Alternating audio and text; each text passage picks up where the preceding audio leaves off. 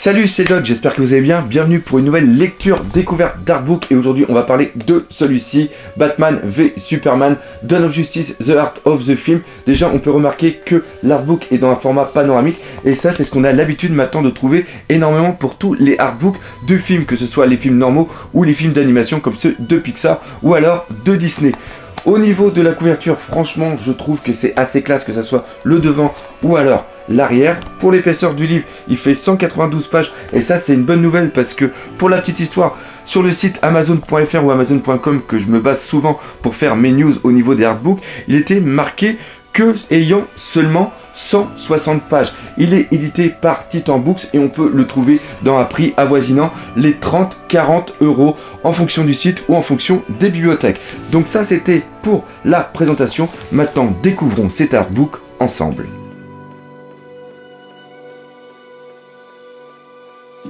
Pour ceux qui regardent ma chaîne, vous savez que j'ai vraiment adoré le film, donc c'est pour ça que j'ai décidé d'acheter l'artbook. Et là, au niveau de la couverture, déjà on est en plein dedans, on a une belle illustration de Batman contre Superman. Le logo, je sais pas si on peut le voir, mais le logo est un petit peu en relief, pareil pour les écritures. Et à l'arrière de l'artbook, ce qui est vraiment excellent, c'est qu'on reprend plein d'illustrations. Là, on a justement Superman quand il est en train de tirer le bateau, où on a Batman en haut de Gotham. Donc c'est vraiment ce que je recherchais à l'intérieur de cet artbook, c'était vraiment pas mal d'illustrations. Maintenant, on va regarder ce qu'il y a en dessous. Waouh, ça j'adore. Franchement, ça c'est déjà un bon truc. Un super crayonné de la tête de Batman qui est aussi en relief. Et sur le côté, putain, sur l'arrière, c'est exactement la même chose. On a un crayonné de Superman. Franchement, ça c'est excellent. Voyons maintenant un petit peu ce qu'on a à l'intérieur. Donc là, on se retrouve avec, bien sûr, on voit en détail le logo de Batman par rapport à sa suite. Un petit batarang et on voit qu'il y a des photos, donc on serait peut-être dans un mélange de... Ah non, là on a une image. Ah, ça c'est justement quand Superman arrive contre Batman, on voit les mitrailleuses qui sont cachées sur le côté. Ok, pas mal. Et là on arrive sur du dessin, donc on aurait peut-être un mélange entre un artbook et un making of. On reprend une double page de dessin. Ok, putain, ça c'est la ville, ça j'adore. Ok, là on reprend le film, Ben Affleck, ok, Batman contre Superman, ok. On a quelques petits trucs. Et là on arrive The World of Superman. Donc d'accord. Je pense que cet artbook va être en deux parties. Enfin cet artbook making va être en deux parties. Une première sur Superman et une autre sur Batman. On va voir ça. Ok. Donc là il y a un petit mélange. C'est vraiment pas mal. Il y a un petit mélange. Le logo qu'on voit là. Un petit. Peut-être par rapport à un storyboard ou quoi que ce soit. Puis le mélange de dessin et d'images du film. C'est pas mal.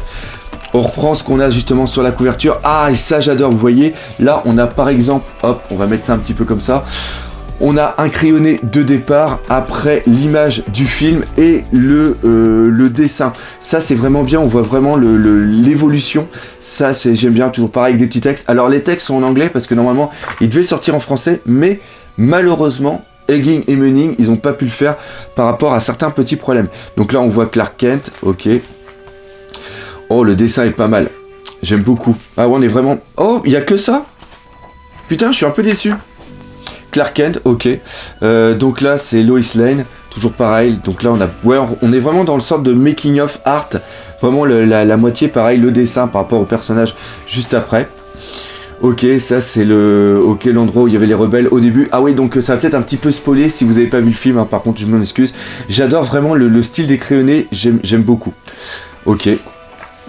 Oh, je me rappelle pas si on voit ça. Ça sera peut-être dans le director cut où on voit justement Batman qui est en train de latter la gueule au monstre, au tank, autant pour nos monstres, n'importe quoi. Et c'est peut-être parce que justement c'est un des problèmes du film, c'est-à-dire que on sait qu'il a commis qu'il a fait une attaque contre justement les rebelles, mais on voit pas cette attaque et on voit pas les conséquences qu'il y a par rapport à la population. Ok, on va peut-être avancer plus vite. Toujours le film. Ok, Metropolis. Ok, ah la statue, vraiment très très bon. Ok, ah puis là on voit les plans de la statue aussi, les images de synthèse, les trucs, ok. Faux dieu, pas mal. Ok, ça doit être par rapport au storyboard je pense. Ah pas mal, ok. Le Daily Planet. Ouais, on est vraiment dans... Ok... Ok. Ah, c'est vraiment très très peu, on ne fait que survoler, c'est pas comme les Marvel. Là, Lex Luthor, ok, toujours pareil, le petit dessin. ça ressemble beaucoup quand même à la photographie par rapport au film. On a beaucoup là, c'est sur la fin, désolé, on spoil un petit peu. C'est vraiment peu, hein. On ne fait que survoler les choses, ça c'est vraiment dommage par contre. Ça c'est un petit peu chiant, ok. Mais on voit vraiment tout, je pense que c'est une présentation sommaire du film. La sénatrice, ok, donc là, on voit là où il y a le vaisseau qui est enfermé, l'intérieur du vaisseau. Ah ouais, c'est vraiment pris. Là, on va arriver sur Batman, le monde de Batman. Bah oui. Vous voyez, on ne fait que Là, je suis un peu déçu.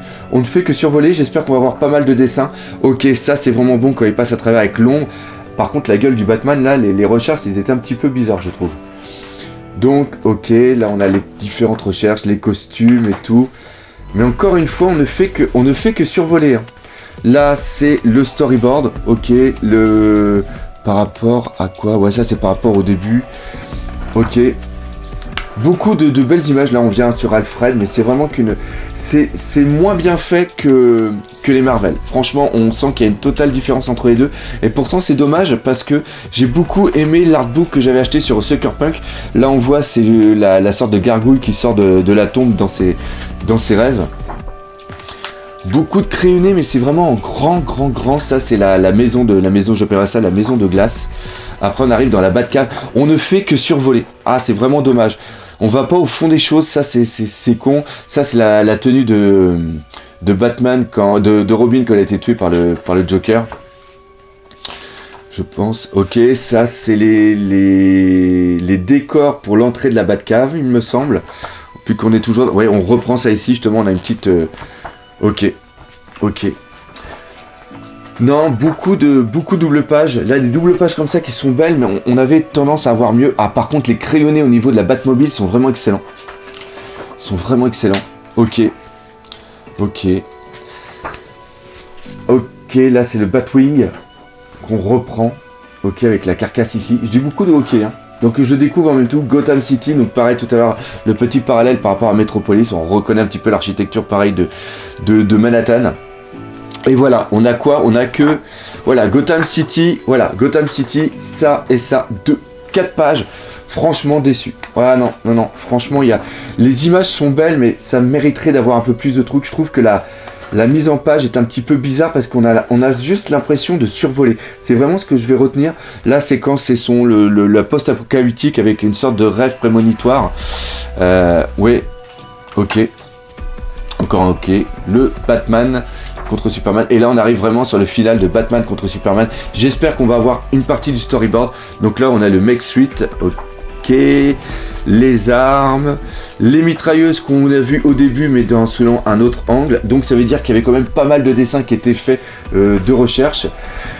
Là, on a quelques petits... Là, on a la scène de début quand Batman, justement, met son signal en route pour attirer Superman. Et là, on voit Superman. Et là, encore une fois, là, un très beau dessin.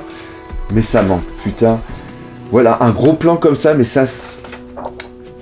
C'est beau, mais c'est pas ce qu'on attend d'un artbook. Franchement, c'est entre les deux. Et encore une fois, là, on a des doubles pages qui sont belles, mais c'est tout, quoi. On n'a rien de plus. Putain, excellent.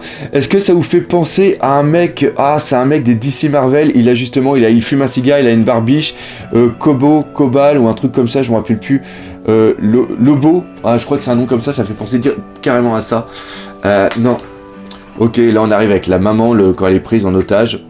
Wonder Woman, pareil, je pense qu'on va survoler Wonder Woman. Ok. La tenue de gala. Ah, ça c'est cool ça. Ça c'est cool, là la photo, mais sinon c'est le bouclier, l'arme, et puis... Et là on arrive sur une image de fin. Doomsday. Voilà, 2 pages sur Doomsday. Voilà, c'est super chiant, c'est super con. Et après on arrive sur la fin. Avec un petit mot de Zack Snyder.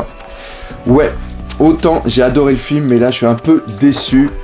Là on a le truc par rapport justement au début avec la tenue de Superman, mais franchement, un peu déçu. Vous avez dû le ressentir dans cette vidéo, mais j'ai pas du tout aimé cet artbook Batman v Superman, Dawn of Justice, The Heart of the Film. parce que pour moi c'est un mélange entre un artbook et un making of, et l'inconvénient c'est qu'on n'a pas assez de choses. Ils auraient dû seulement se concentrer que sur l'artbook et faire vraiment quelque chose de génial avec plein de recherches, exactement comme font les artbooks Marvel qui encore une fois sont des artbooks absolument superbes. Ou alors ils auraient dû faire seulement un making of avec beaucoup de texte, beaucoup de photos et quelques petits dessins, mais pas un mélange des deux, parce que franchement on a l'impression de perdre de la place avec des illustrations en pleine page mais qui certes sont belles mais qui n'apportent rien du tout.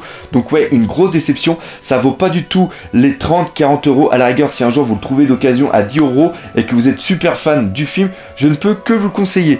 Par contre, regardez bien ceci. Voilà, il y a petit Batman v Superman, le Tech Manual, et lui par contre je place beaucoup d'espoir dans ce bouquin, et ça sera justement la prochaine lecture découverte du doc.